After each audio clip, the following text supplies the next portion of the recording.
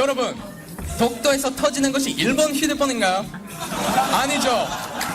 독도에서 유일하게 사용할 수 있는 전화기가 에서 나온 것입니다. 충격적인 일이 벌어졌습니다. 그날 제가 독도에서 무릎을 꿇은 이유. 지금도 쉽게 말할 수 없습니다. 미군 복무 12년 차, 단 한 번도 어느 나라 땅에 감정적으로 반응한 적이 없었습니다. 하지만 한국의 그 작은 섬을 다녀온 뒤, 저는 제 스스로에게 이렇게 묻고 있었어요. 정말 우리는 지금까지 제대로 보고 있었던 걸까? 라고 말이죠. 도대체 이곳에 무슨 일이 생긴 것인지 궁금하신가요? 지금부터 시작되는 이야기는 여러분을 가슴 뛰게 만들어 드릴 겁니다. 오늘 사연은 미국에서 오신 존 밀러 씨의 사연입니다.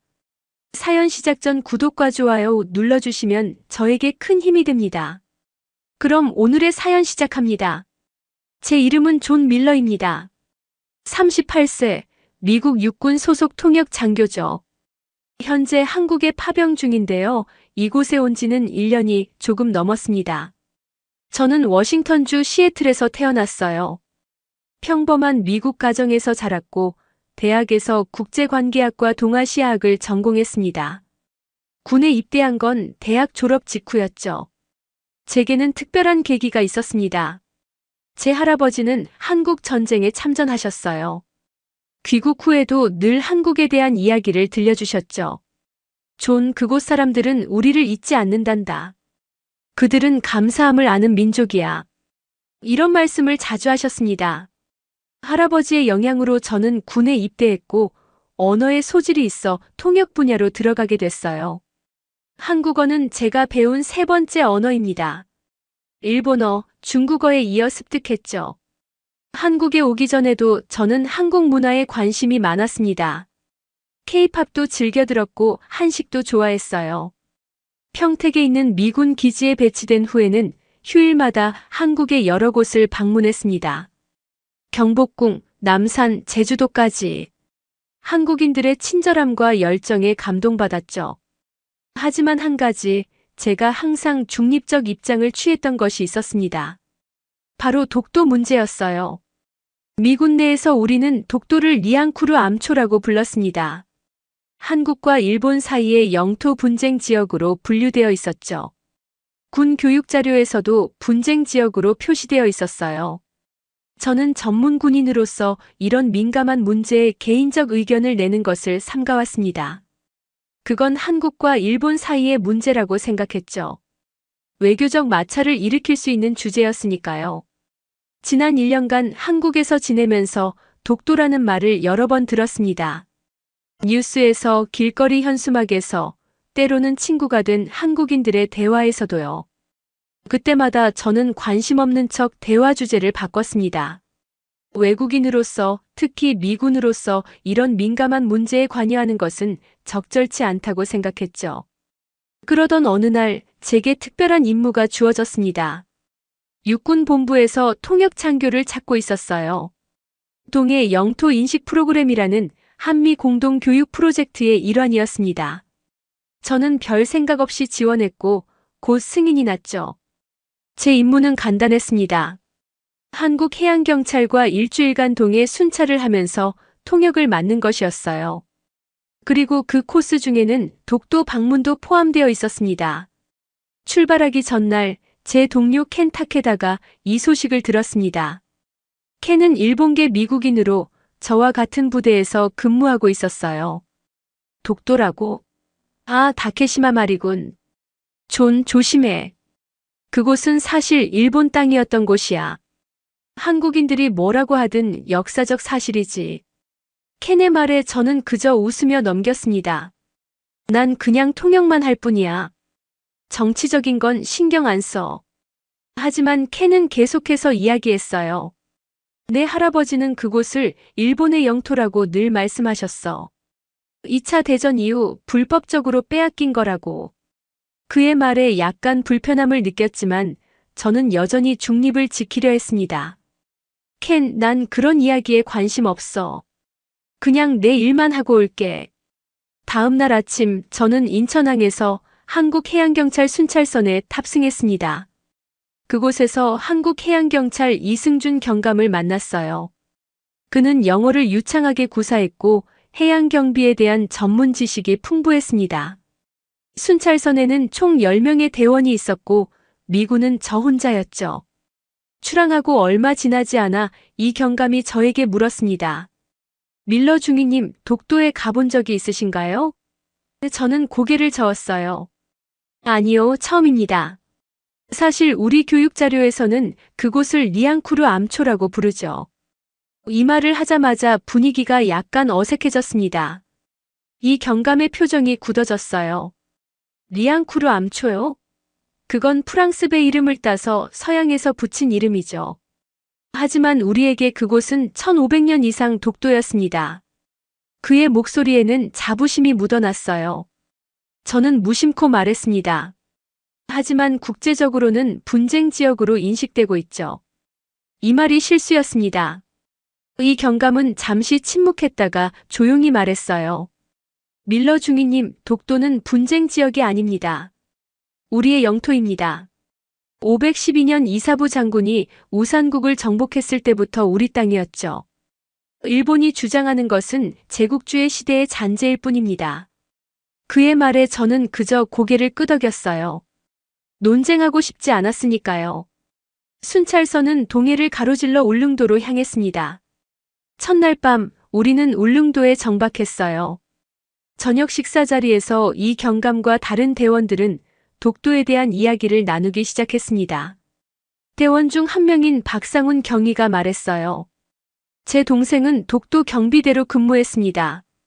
2년 전 폭풍이 불던 날 순찰 중 파도에 휩쓸려 그는 말을 끝맺지 못했습니다. 식탁은 무거운 침묵에 휩싸였어요. 저는 갑자기 불편함을 느꼈습니다. 지금까지 독도를 그저 지도 위의 점, 외교적 분쟁 지역으로만 생각했는데 누군가에게는 목숨을 바친 곳이라는 현실이 와닿았죠. 다음 날 아침 우리는 독도로 향했습니다. 날씨는 맑았지만 바다는 거칠었어요. 4시간의 항해 끝에 독도가 시야에 들어왔습니다. 처음 본 독도는 생각보다 작았어요.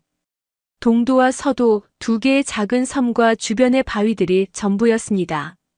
하지만 그 모습은 웅장했어요. 바다 한가운데 우뚝 솟은 자연의 요새 같았습니다. 선착장에 도착하자 독도 경비대원들이 우리를 맞이했어요. 그들은 24시간 교대로 이 작은 섬을 지키고 있었습니다. 우리 일행을 안내하던 김영호 대원이 말했습니다. 이곳에는 현재 경비대원 37명이 근무하고 있습니다. 3개월 교대로 근무하죠. 저는 놀랐어요. 이런 작은 섬에 그렇게 많은 인원이 필요한가 싶었거든요. 독도 순찰을 시작하면서 우리는 동도 정상으로 향했습니다. 가파른 계단을 오르는 동안 김 대원이 독도의 역사를 설명했어요. 독도는 512년부터 한국의 영토로 인식되어 왔습니다. 조선시대 관찬서인 삼국사기에도 기록되어 있죠. 일본은 1905년 러일 전쟁 중에 불법적으로 편입했다가 1945년 광복과 함께 다시 한국 영토가 되었습니다. 그때 저는 무심코 말했어요. 하지만 샌프란시스코 조약에서는 독도가 명확하게 언급되지 않았다고 들었습니다. 이 말에 이 경감이 입을 열었어요. 그렇습니다. 하지만 1946년 1월 29일 연합국군 총사령부각서 677호는 독도를 일본 영토에서 제외했습니다. 밀러 중위님 혹시 알고 계셨나요? 1948년과 1952년 미군이 이곳을 폭격한 사실을? 저는 깜짝 놀랐습니다. 미군이요? 독도를? 이 경감은 고개를 끄덕였어요.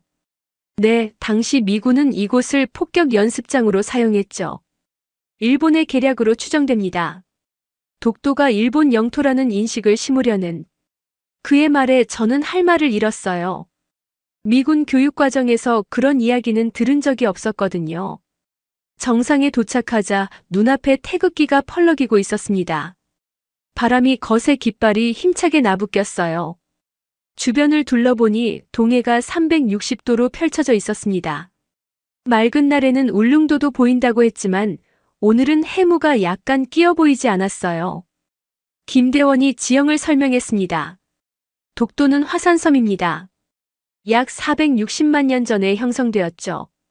동도와 서도를 합친 면적은 약 18만 7,554제곱미터로 여의도 면적의 약 63분의 1 정도입니다.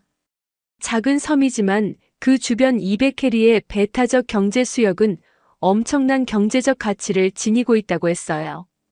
점심 식사 후 우리는 독도 경비대 숙소를 방문했습니다. 좁은 생활 공간이었지만 깨끗하고 정돈되어 있었어요.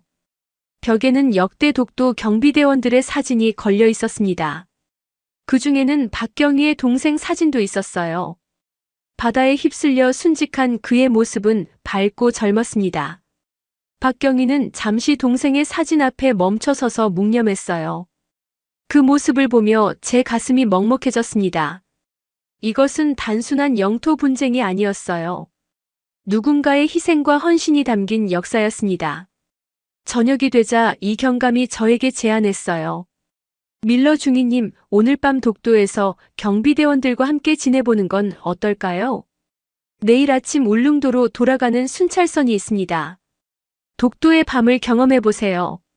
순간 망설였지만 저는 수락했습니다. 한국인들이 이 섬에 대해 느끼는 감정을 더 이해하고 싶었거든요. 그날 밤 저는 경비대원들과 함께 해안 경계 근무를 섰습니다.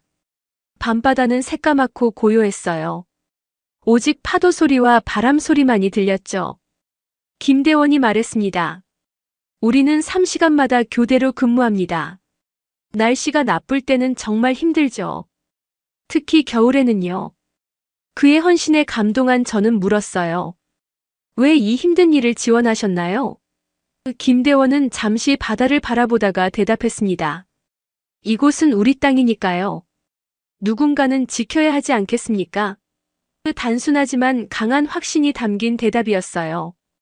새벽 2시 제 근무 시간이 끝났을 때 박경희가 따뜻한 생강차를 건네주었습니다. 추울 텐데 이거 드세요. 차를 마시며 저는 그에게 물었어요. 경희님, 독도가 정말 그렇게 중요한가요? 이런 작은 섬 때문에. 말을 끝맺기도 전에 박경희의 눈빛이 달라졌습니다. 밀러 중위님, 독도는 단순한 작은 섬이 아닙니다. 우리 민족의 주권과 자존심이 걸린 곳이죠. 일제강점기에 빼앗겼던 첫 땅이자 광복 후 되찾은 첫 땅입니다. 제 동생은, 그는 잠시 목이 메었어요. 동생은 늘 말했습니다. 이 바위 하나도 지키지 못하면 무슨 나라냐고. 박경희의 말에 저는 깊은 생각에 잠겼습니다.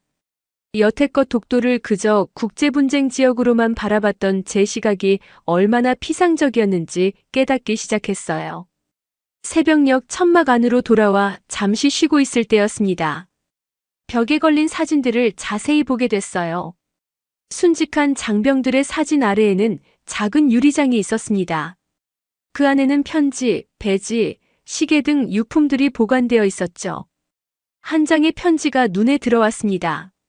한글로 쓰여 있어 읽을 수 없었지만 그 옆에 적힌 영어 번역을 볼 수 있었어요.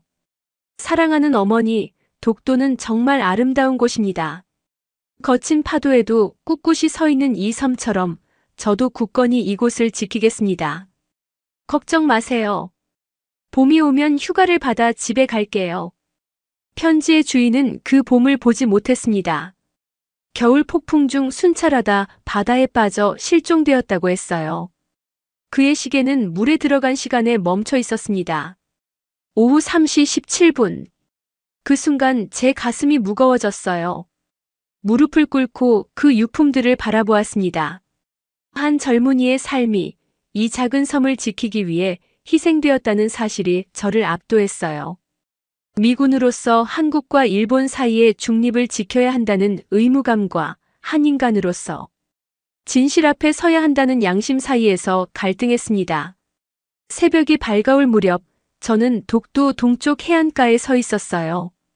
떠오르는 태양이 바다 위로 붉게 물들었습니다. 그때 이 경감이 다가왔어요. 아름답죠? 이것이 한국의 땅에서 가장 먼저 보는 일출입니다. 그의 말에 저는 조용히 대답했습니다. 네, 정말 아름답네요.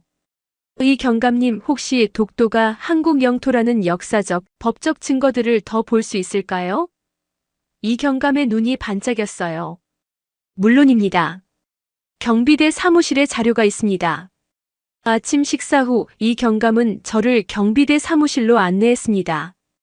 그곳에는 독도 관련 역사 자료들이 보관되어 있었어요. 고지도, 문서, 사진 등이었죠. 이 경감이 설명했습니다. 여기 보시는 것은 1900년대 초반 일본 해군성이 작성한 지도입니다. 독도를 조선 땅으로 표기하고 있죠. 저는 놀랐습니다. 일본 해군이 독도를 한국 땅으로 인정했다고요? 이 경감은 고개를 끄덕였어요.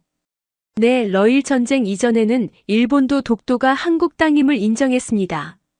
1905년 편입 조치는 제국주의적 팽창 과정에서 이루어진 불법적 행위였죠. 그는 또 다른 자료를 보여주었습니다. 이것은 1946년 연합국 최고사령부 지령 677호입니다. 독도를 일본 영토에서 제외시키고 있죠. 문서를 보니 독도 LIANCOURT 라크스가 분명히 일본 영토에서 제외된 섬으로 명시되어 있었어요. 그렇다면 왜 미국은 공식적으로 중립적 입장을 취하고 있나요? 제가 물었습니다. 이 경감은 깊은 한숨을 내쉬었어요. 냉전시대 미국의 동아시아 전략 때문입니다. 일본과의 동맹 관계를 고려해 중립적 입장을 취하게 된 거죠. 하지만 역사적, 법적 사실은 명백합니다. 독도의 법적 지위에 대한 자료를 더 살펴보면서 저는 점점 혼란스러워졌습니다. 미군 교육 과정에서 배운 내용과 눈앞의 사실 사이에 큰 차이가 있었어요. 특히 1948년과 1952년 미군의 독도 폭격 사건은 충격적이었습니다. 그 사실을 전혀 몰랐던 것이 부끄러웠어요. 정오가 되자 울릉도로 돌아가는 순찰선이 도착했습니다. 떠나기 전 저는 독도 등대로 향했어요. 그곳에서 마지막으로 독도를 둘러보면서 생각에 잠겼습니다. 어제까지만 해도 이곳은 그저 분쟁 지역이었는데 이제는 사람들의 피와 눈물로 지켜온 땅으로 보였어요. 돌아가는 배에서 이 경감이 제게 물었습니다. 밀러 중위님, 독도를 둘러보신 소감이 어떠신가요? 저는 잠시 바다를 바라보다가 답했어요. 많은 생각이 들었습니다. 지금까지 제가 얼마나 표면적으로만 이 문제를 봤는지 깨달았어요. 역사와 사실을 직접 마주하니 다르게 보이더군요. 이 경감은 미소 지었습니다. 진실은 항상 그 자리에 있습니다. 다만 보려고 하는 의지가 필요할 뿐이죠. 그의 말이 깊게 와닿았어요. 서울로 돌아온 후 제 첫 번째 방문지는 부대 도서관이었습니다. 독도에 관한 더 많은 자료를 찾고 싶었거든요. 그곳에서 미군이 작성한 독도 관련 보고서들을 몇 개 발견했어요. 놀랍게도 그중 하나는 1952년 미 국무부 내부 문서였습니다.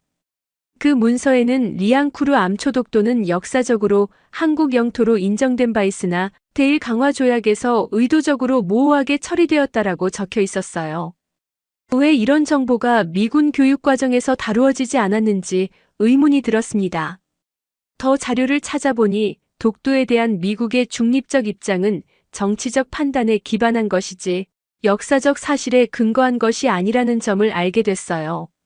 며칠 후 저는 켄 타케다를 다시 만났습니다. 그는 호기심 어린 표정으로 물었어요. 어때, 독도? 아니, 다케시마는? 그의 질문에 처음으로 저는 분노를 느꼈습니다. 켄, 그곳은 독도야. 그리고 넌 그곳에 가본 적도 없으면서 함부로 말하는 거 아니야. 켄은 놀란 표정을 지었어요. 뭐라고? 너 한국인들 말에 넘어간 거야? 저는 단호하게 대답했습니다. 사실을 본 거야. 역사적, 법적 증거들이 독도가 한국 영토임을 명확히 보여주고 있어. 넌 그저 들은 이야기만 되풀이하고 있을 뿐이야. 그 대화 이후 켄과의 관계는 냉랭해졌습니다. 하지만 저는 후회하지 않았어요. 진실을 말했을 뿐이니까요. 오히려 제 내면에서는 새로운 결심이 생겨났습니다. 독도의 진실을 알리는데 작은 힘이라도 보태야겠다고요. 저는 미군 내부 교육 자료 중 독도 관련 내용에 대한 검토를 요청하는 의견서를 작성했습니다. 독도는 역사적, 지리적, 국제법적으로 한국의 영토입니다. 현재 사용되는 분쟁 지역 표현은 사실에 부합하지 않으며 리앙쿠르 암초 대신 한국의 공식 명칭인 독도를 사용하는 것이 타당합니다. 물론 즉각적인 변화를 기대하진 않았어요. 군 조직 내에서 이런 변화는 오랜 시간이 걸리니까요. 하지만 눈을 감고 침묵하는 것보다는 작은 목소리라도 내는 것이 옳다고 생각했습니다. 그날부터 저는 틈틈이 독도에 대한 자료를 모으기 시작했어요.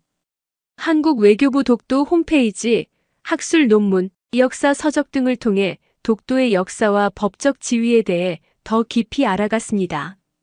그리고 그 과정에서 깨달았죠. 독도는 단순한 영토 분쟁이 아니라 한국인들에게 일제강점기의 상처와 극복의 상징이라는 것을요. 한 달 후 예상치 못한 기회가 찾아왔습니다. 용산 미군 기지에서 주한미군 자녀들을 위한 한국 문화 교육 프로그램이 열린다는 공지를 보게 됐어요. 저는 프로그램 진행자에게 연락했습니다. 독도에 대한 세션을 추가해도 될까요? 다행히 그분은 흔쾌히 승낙했어요. 그렇게 저는 미국 어린이들에게 독도에 관해 이야기하게 되었습니다. 20명 정도의 아이들이 모인 교실에서 저는 독도의 역사와 의미를 최대한 객관적으로 설명했어요.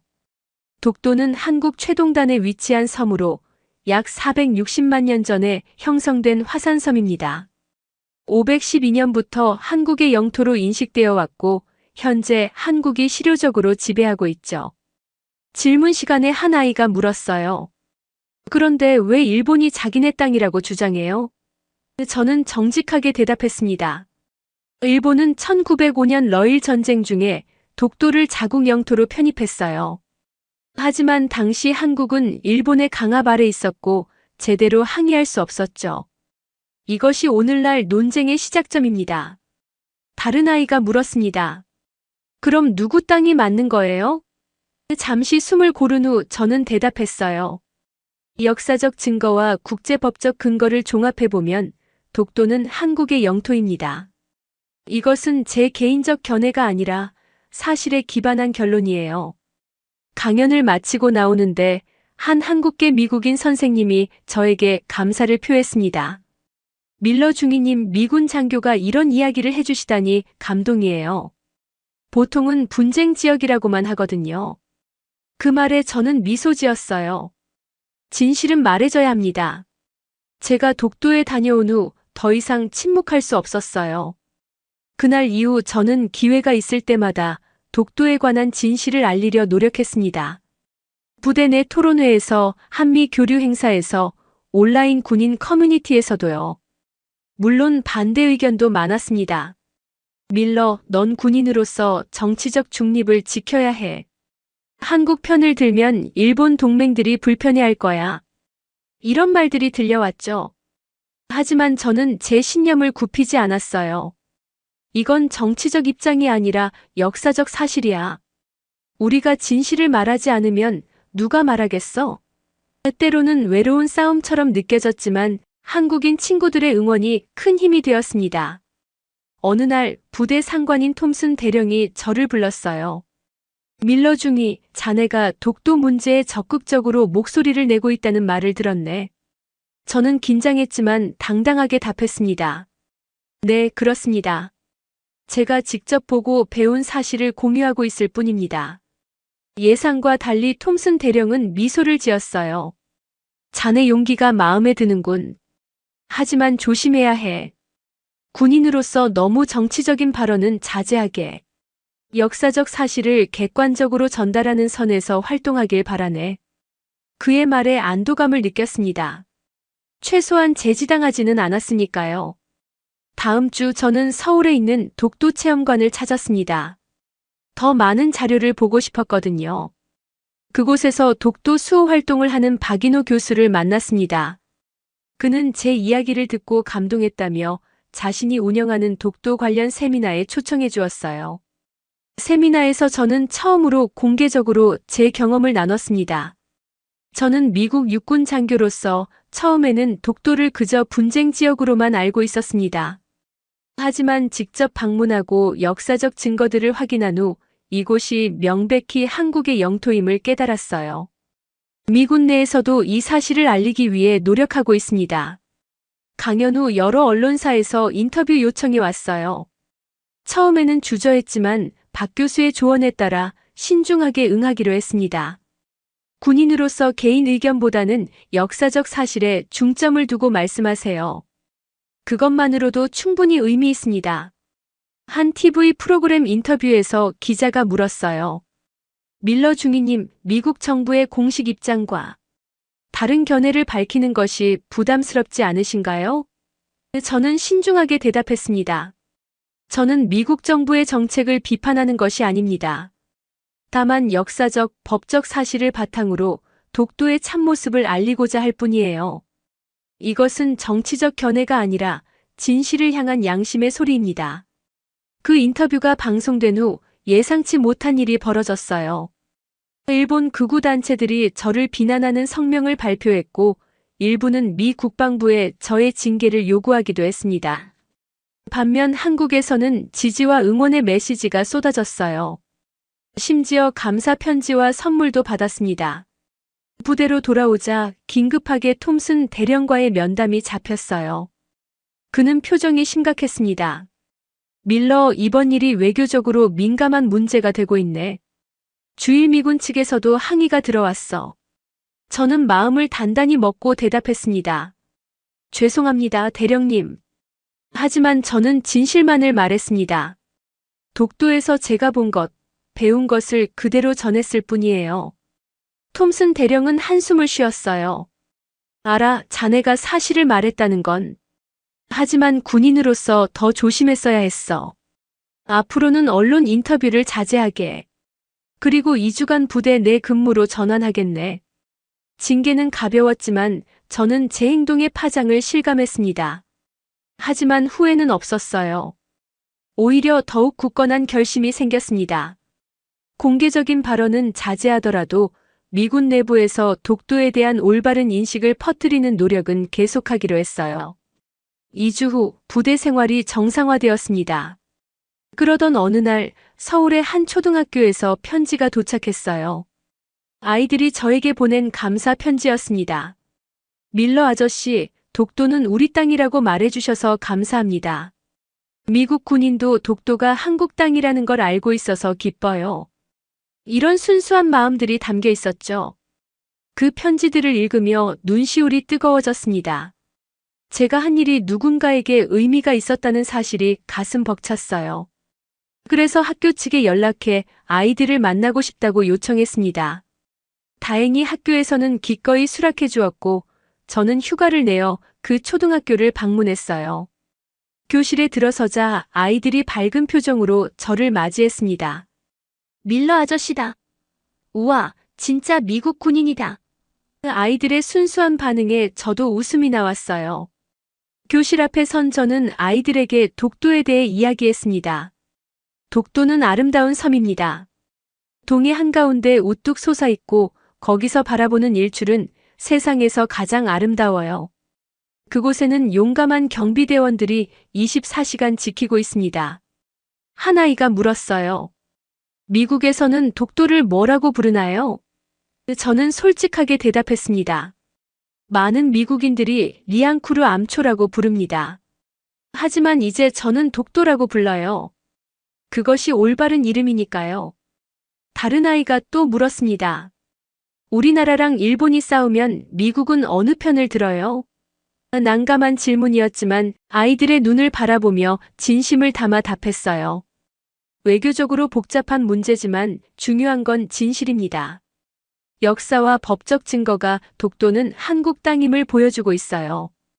이건 편을 드는 문제가 아니라 사실을 인정하는 문제입니다. 수업을 마치고 나오는데 한 여자아이가 다가와 작은 태극기 배지를 건넸습니다. 밀러 아저씨, 이거 제가 아끼는 건데 선물로 드릴게요. 독도를 지켜주셔서 감사해요. 그 순간 제 눈에 눈물이 고였어요. 단순한 배지였지만 그 아이의 진심이 느껴졌습니다. 학교를 나오면서 저는 결심했어요. 이 아이들의 미래를 위해서라도 진실을 알리는 일을 멈추지 않겠다고요. 부대로 돌아온 후 저는 보다 체계적인 접근을 시작했습니다.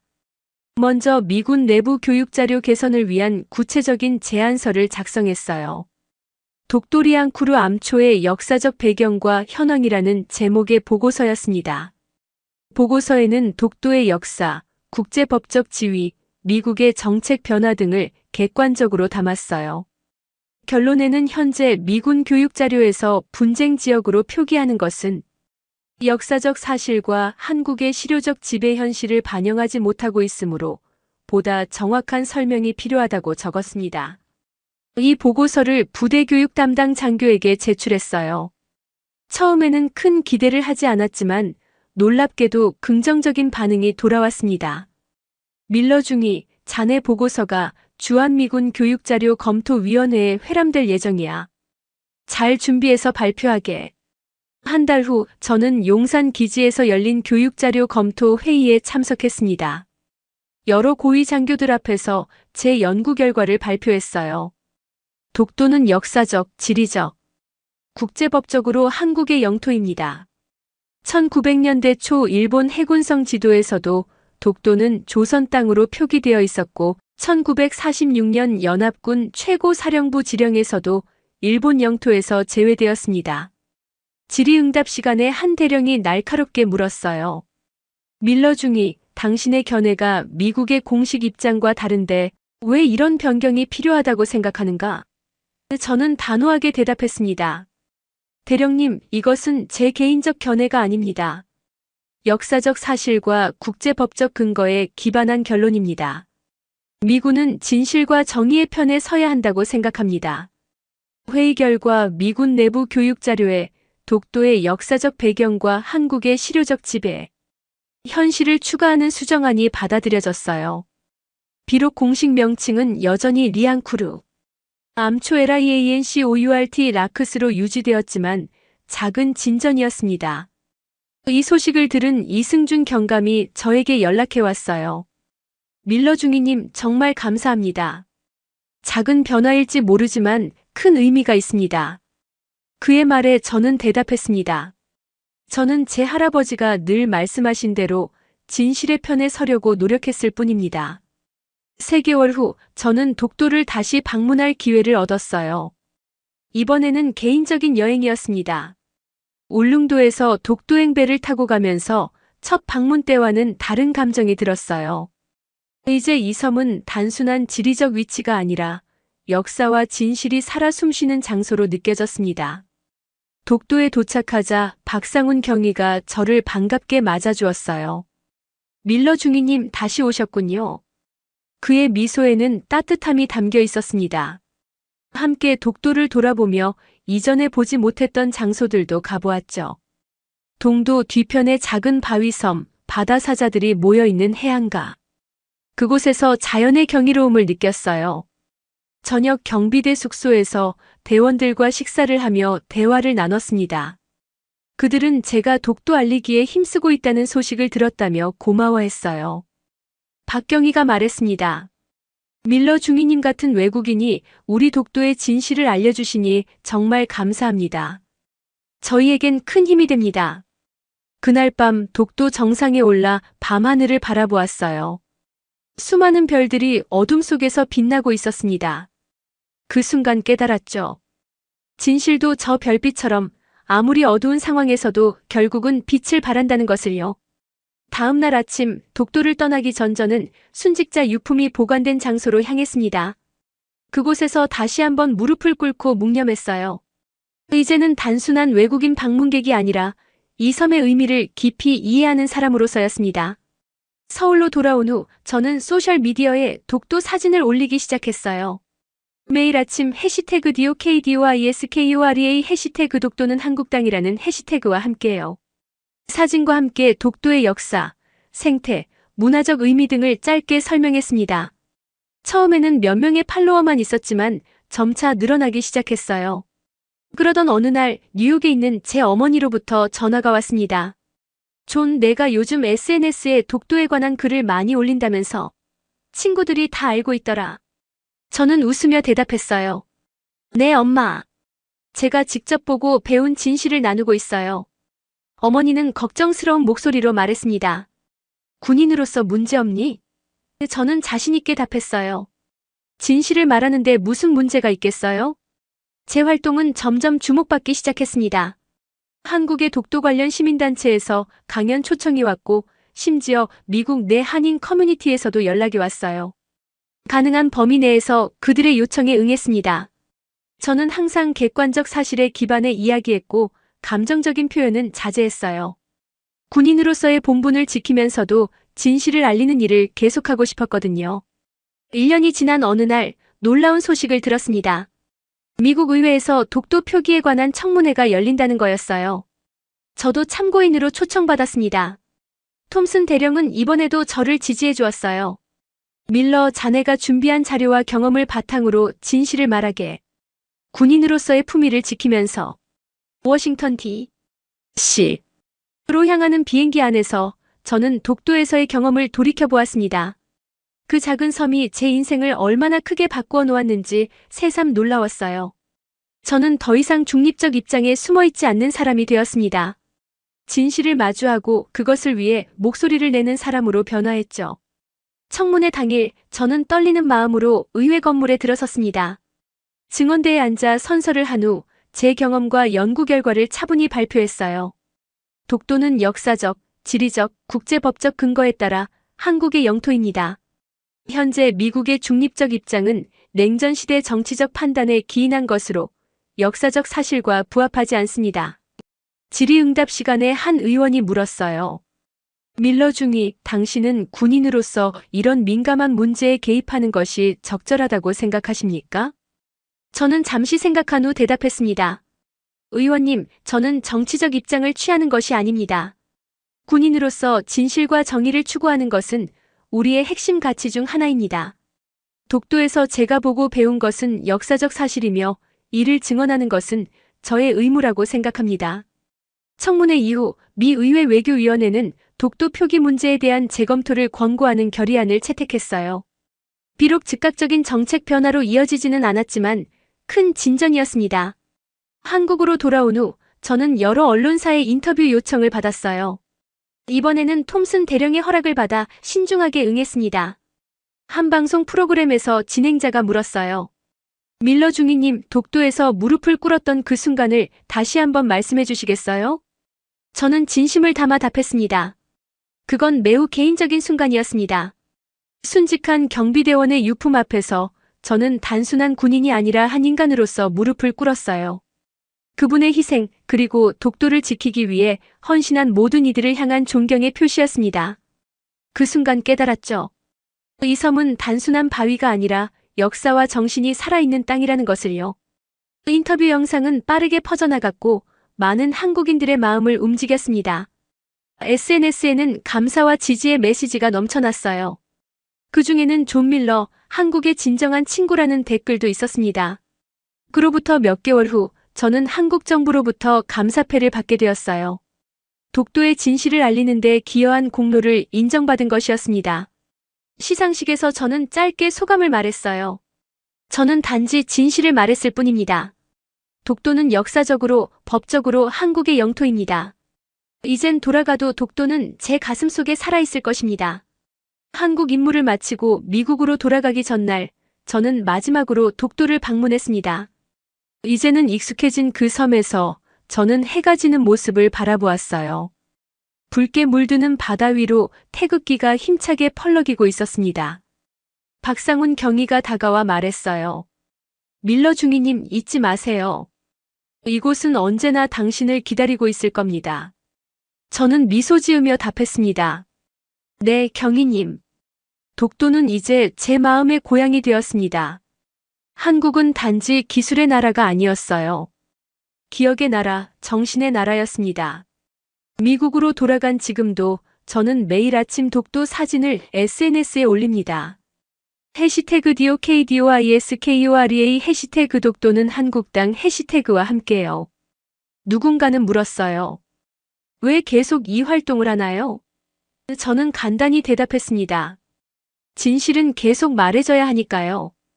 독도에서의 경험은 제 인생을 완전히 바꾸어 놓았습니다. 이제 저는 더 이상 중립성이라는 가면 뒤에 숨지 않습니다. 진실을 보고 그것을 위해 목소리를 내는 사람이 되었어요. 그리고 그 과정에서 한국이라는 나라와 그 국민들의 진정한 모습을 알게 되었습니다. 여러분, 독도는 단순한 영토 분쟁의 대상이 아닙니다. 역사와 진실이 살아 숨쉬는 한국의 땅이에요. 제가 외국인의 시선으로 보고 느낀 독도의 진실을 여러분과 나눌 수 있어 영광이었습니다. 이 이야기가 여러분께 작은 위로와 자부심이 되었기를 바랍니다. 오늘 이야기가 마음에 드셨다면 구독과 좋아요, 그리고 공유 부탁드립니다. 여러분의 응원이 독도의 진실을 알리는데 큰 힘이 됩니다. 여러분도 외국인 친구에게 독도의 진짜 이름을 알려주고 싶지 않으신가요? 댓글로 여러분의 생각도 들려주세요. 함께 대한민국의 기억과 자부심을 지켜나갑시다.